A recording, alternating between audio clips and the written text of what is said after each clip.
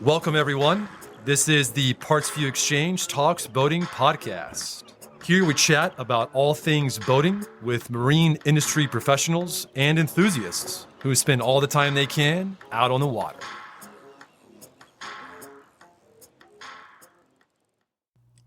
Hi, this is Tanya Becker, and I'm your host for today's episode of PartsVu Xchange Talks Boating.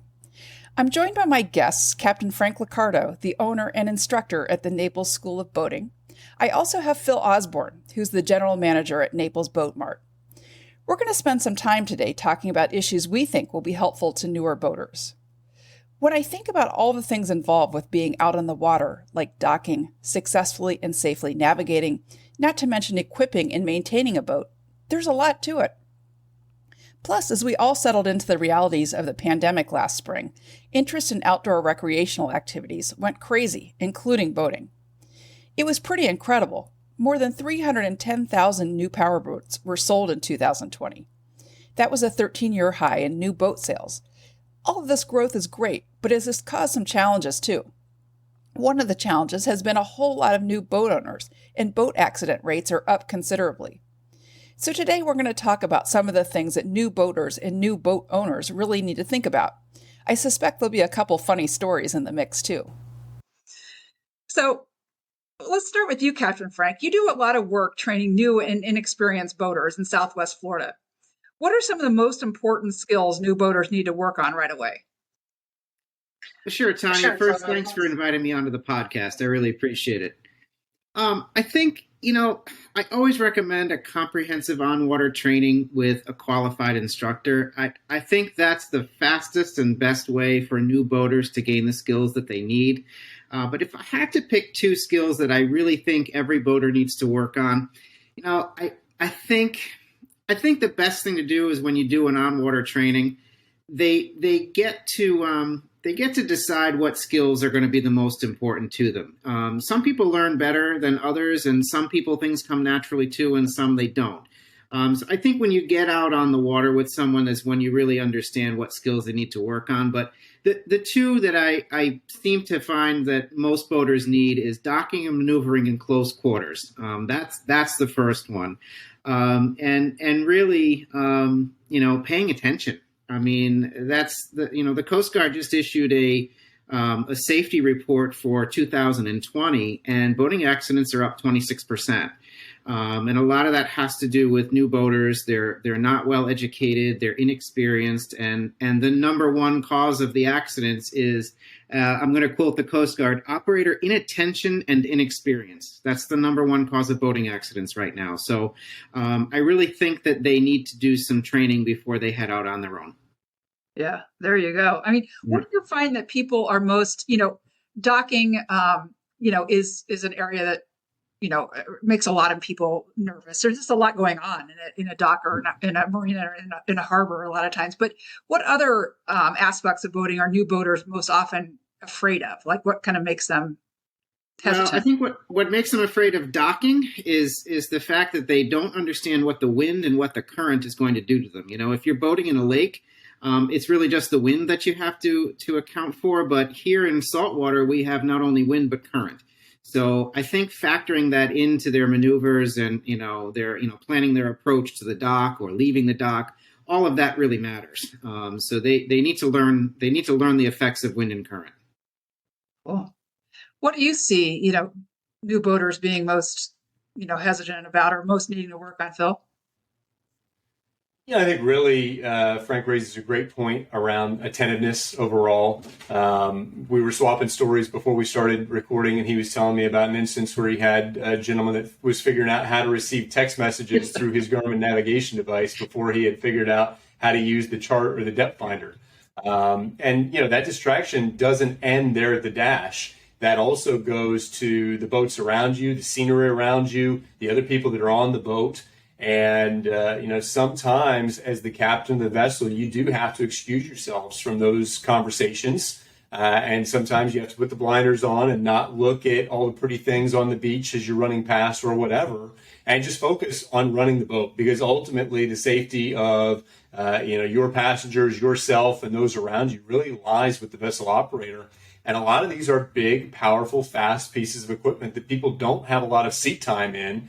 And that competency comes with experience. Yeah, that's right. Just to follow on to that, from a boat operations and maintenance standpoint, what are the most important things that new boat owners need to know right off the bat? Well, do your research, right? And that doesn't stop when the purchase is made. That goes to the maintenance aspect as well. And if you didn't maybe transact on a new boat, or you didn't buy a boat through a dealership and you bought it from some private party or off of Craigslist or Facebook Marketplace, then it's probably time to go establish a relationship with someone that's going to be your service provider, or at least the person that's going to be your knowledge base around this item that you bought. Boats are wildly different. It's, everything from diesel powered inboards to sailboats with a small portable engine to high powered 4-stroke, very modern engines. And the requirements for maintenance and upkeep are very different for each of those applications. So I would encourage people to find out what the maintenance interval is, both in terms of time and calendar months for their application. And I would also encourage them to figure out what the side effects are from not using the boat. Everyone loves to keep track of how many hours they have, but what does it do to your prized possession if it sits for 6 months or 8 months out of the year? And what sort of maintenance is required for that? Yeah, all excellent points. So I think, launching and retrieving boats is a really big challenge for new boaters. And I remember learning how to launch a boat. It was nerve-wracking, and you see some pretty funny things out on the boat ramps over the years. It's not so funny, I guess, if you're the one that fell in the water or didn't hit your trailer properly, but it's entertaining for everybody else, maybe. What advice, Frank, do you have any advice for people that are newer boaters, working to get better at launching and retrieving their boats? Yeah, the boat launch seems to be an anxiety festival on weekends. So I always recommend that when you're brand new at it, you really need to go practice in a parking lot. Take the boat, hitch it up, go practice in an empty parking lot, figure out how to back it up, figure out how to back it in, figure out, all the maneuvers that you're going to have to do with the boat ramp. Because the last thing you want to do is show up on a Saturday morning and, there's 15 people in line behind you and everyone's losing their patience. So that just makes you feel anxious. And honestly, it's a deterrent almost, because, new boaters don't want to deal with that. They just want to kind of splash it and go, but it's just not that simple. So I always recommend that they go in a parking lot, practice, and get comfortable before they show up at the ramp. Yeah, no, absolutely. And two, we were talking earlier, like a lot of boaters, they, boat with their spouse or with a friend or whatever and both people knowing their roles in the launch process, I think is pretty important. I mean, I've seen, a lot of husbands and wives or, boyfriends, girlfriends out there, and the guy launches the boat and the wife or whatever is in, then doesn't exactly know what to do when it's clogging everything up on the ramp and people are upset. You have any thoughts on that, Phil? Yeah, I mean, we talk all the time about learning aspects of this procedure being the marriage saver, because the worst thing you can do to get your day off on the wrong foot is start screaming at your spouse 30 seconds into the boat floating, right? Have a procedure. Have a procedure. Have a checklist. Do the same thing every time. And if there's other parties in the group, other than the core people that are coming with you every time, maybe they don't have a job. So the best thing we can do is get them out of the way so they're not causing confusion. There's no question as to what they might have done in trying to help that's going to slow the process down. Yeah. So clearly identify those roles, communicate ahead of time. As Frank says, practice. I mean, my goodness, go somewhere and figure out how to back this thing up. Someone taught me a long, long time ago when I was learning to drive, you hold the steering wheel at the bottom, you turn the steering wheel the direction that you want the trailer to go. It's very simplistic. You don't have to overthink it. So get the thing down the ramp. When you get to the ramp, maybe have some of your gear already in the boat. Do some of that loading and prep work ahead of time, especially if you're waiting in line. If there's 5 guys launching ahead of you, it's a great time to take your straps off, get the cooler moved from the bed of the truck, put the fishing rods in the rod holders, and just generally be ready to go. And then, communicate. Talk to your spouse, talk about what the expectation is, where you want to dock the boat when it's off the trailer, that kind of stuff. And if they're not a party to it, they're not comfortable, and maybe figure out how to do some of those procedures yourself. it is reasonable, even on a larger trailer boat, to be able to put it on and off the trailer as a single person if you get that checklist figured out and kind of get your routine down. Yeah, that's very true. So night boating is another area where I think there's big challenges. There was a woman in the Boston area that just drowned recently. They were out in a center console boat and struck a marker off of an island, I believe, and the boat capsized. Fortunately, seven members of the 7 passengers survived, but unfortunately, one young woman did not. And so, how can boaters acquire? But how can boaters acquire and practice the skills they need for nighttime boating? Frank, do you have any thoughts? Yeah, I think, the answer is really to become the expert in the daytime first, because when you get out on the water at night, the world looks very differently. You have to get used to looking at the different lights in the background. Are they land-based? Are they navigation lights? Are they lights from buoys and markers? So it's a whole different view when the sun goes down. So I think that you need to be the expert at it first when you're, in the daylight. And then when you do finally decide to go do some night boating, try not to do it on 4th of July and take an expert with you. Take somebody with you who's done it before and, gain some confidence and some comfort with it. And then maybe you can go do that on your own. But you definitely need to build up to that skill. It's not something to do right away. Yeah, I would totally echo and support what Frank says. Become an expert during the daylight. It's a great way to phrase it. If you're not 100% proficient at operating your boat in full daylight conditions, then you probably don't need to be messing around on the water at night. It is substantially harder when you can't see the next wave, can't see the dock, don't know where the inlet is, etc. And all nights are not created equal. So, a little bit of thought ahead of time. I mean, don't make it any harder on yourself than it has to be. If you're going to try and do a sunset cruise, maybe line it up to do it on a night where you have adequate moonlight so that you're not out there in total darkness, or on a night where it's, not overcast and it's going to obstruct the moon. Having that little bit of ambient light around you can be the difference between seeing what's going on or not. And, we hear a lot of false confidence from people that have installed a searchlight on their boat, or they have a FLIR night vision camera. That is one more piece of equipment that you now have to competently operate while you operate your boat. So in addition to steering and throttling, you're now running a joystick to aim your remote spotlight at where you're trying to see. This is not intuitive stuff. It does not come naturally to people. It's practice, practice, practice, and being proficient at it. So I would echo what Frank says. Definitely get proficient during the day, and maybe leave that sort of nighttime or low visibility boating until you're a little further down the road. That's not new boater stuff. Yeah, that makes all the sense in the world. So Frank, what about safety and Coast Guard regulations? Of course, every boater needs to keep themselves and their passengers safe, but we also want to avoid pretty hefty fines that can result as well if you're not complying. Correct. Fines are no fun. So what I would recommend is, first of all, everyone should take a basic safe boating course, because in those classes you do learn what, state and federal requirements are, so that you can be best prepared. But the other thing that's really critical, and I'm not sure how many people know this, but the Coast Guard Auxiliary and oftentimes the local Marine Police will offer courtesy exams. They'll come aboard your boat, they'll inspect the gear that you have, they'll make sure everything's in working order, and if there's any areas of deficiency, they will give you the opportunity to correct that before A, you need it in an emergency, or B, you get pulled over and actually do get a citation for it. So I think the real magic is to have that boat inspected and just make sure that your gear is up to what it needs to be. Yeah. Do you have any thoughts on that, Phil?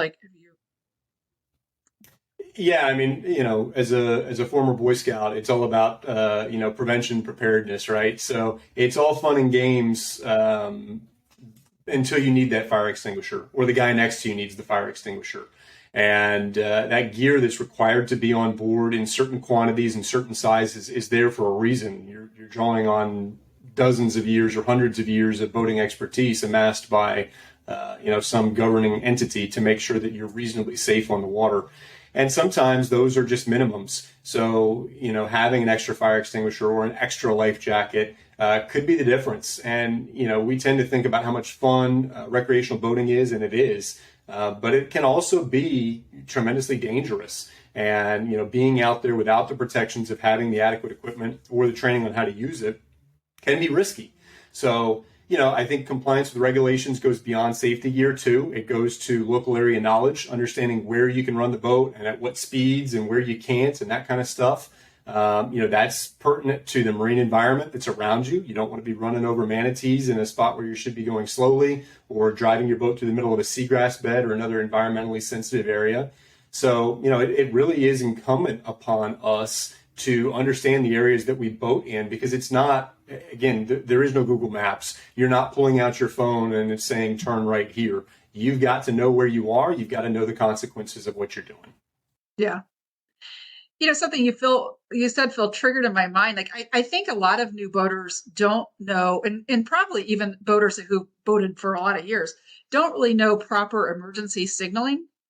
I've heard stories of boaters being out there with a problem and, signaling using proper signaling and flags and so forth, and boaters just passing by, waving, thinking that they're, celebrating something, or I don't know what the passing boaters think. I'm sure you would agree with that, Frank. Yes, absolutely. We all as boaters have a responsibility to not only know what to do to protect ourselves, but we have to have a sense of when other people may be in danger. If you see someone waving at you like this, they're not saying hello, they're looking for help. So I think that we have to really recognize the signs of distress. So yes, it's all of our responsibilities. Yeah. Cheersing out on the water. That's, hey, nice day, beautiful day out here, right? Oh, waving wildly, flagging, that's a sign of a problem.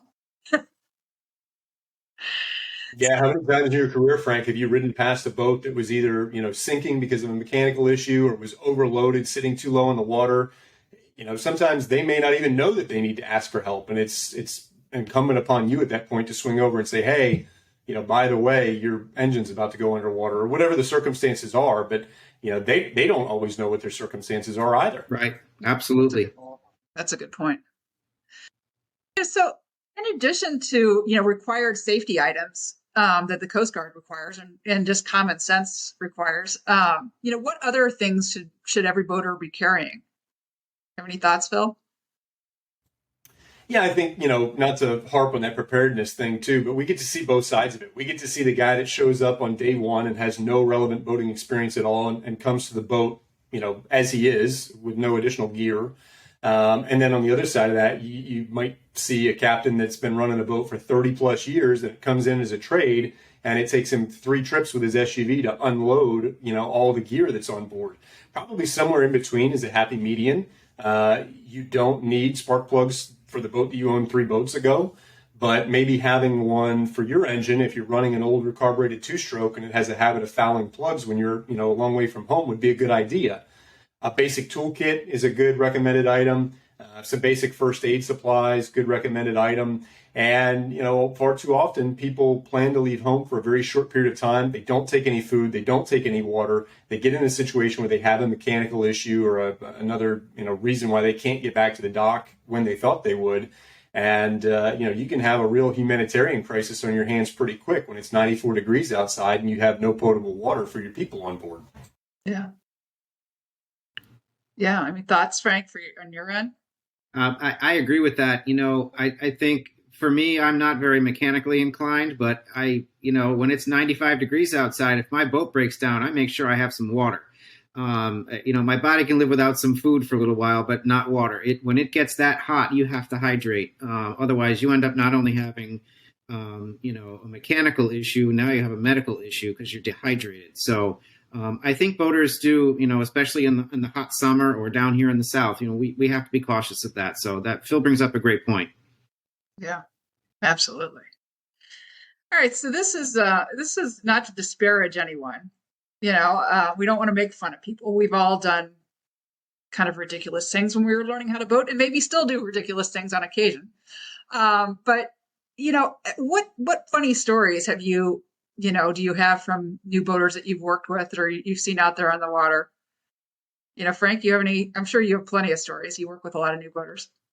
I have plenty of stories, but I will tell you the most common thing that new boaters will ask is, why don't boats have rear view mirrors and why don't they have signal lights? And to us, we laugh at this, but these guys are new and they don't know. And so my answer to them is, well, the reason we don't have signal lights is because we use sound signals, not light signals, to indicate our intentions, right? So that's number one. And you can always tell if they've taken a basic safe boating course or not, because you do learn that. Whether they connect the two dots there, I'm not always certain. But, if you take a safe boating course, you will learn the sound signals. And the reason we don't have rear view mirrors is because as boaters, we have to be responsible for what's going around all around us, not just directly in front, not just directly behind. We have to have 360 degrees of vision. Because boats can be approaching us from any angle. When you're on the highway and there's a car behind you, he's in the lane behind you. So you just look in the lane behind you. But it's not that simple on the water. So those are the reasons we don't have rear view mirrors and signal lights.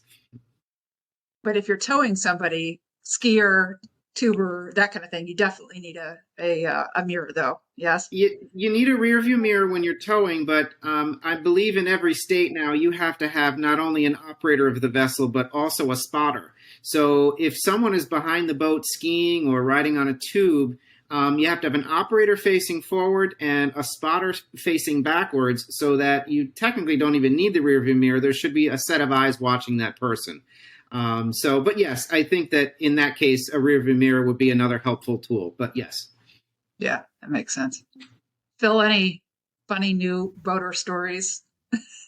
I'm sure. Funny. We've seen a few. I think any trailer boater that tells you that they have never launched their boat without forgetting a drain plug is absolutely lying to you. Especially if they take it out. I mean, it's one thing if you leave it in all the time, but if you remove your drain plug and you're going to look me in the face and tell me that you've never launched the boat and forgot the drain plug, I'm going to disagree with you. So that's certainly a very popular one. We've had boaters stick fuel nozzles into rod holders instead of gas fills by accident, which is a really, really bad way to end your day. I have had boaters that took the boat to the ramp and didn't unstrap it from the trailer and were, really working the reverse throttle to try and get the boat off the trailer while it was still strapped in place. I've actually seen people at the ramp disconnect the trailer from the tow vehicle and go floating away with the trailer because they didn't realize it was strapped in place. So that's obviously not a good one.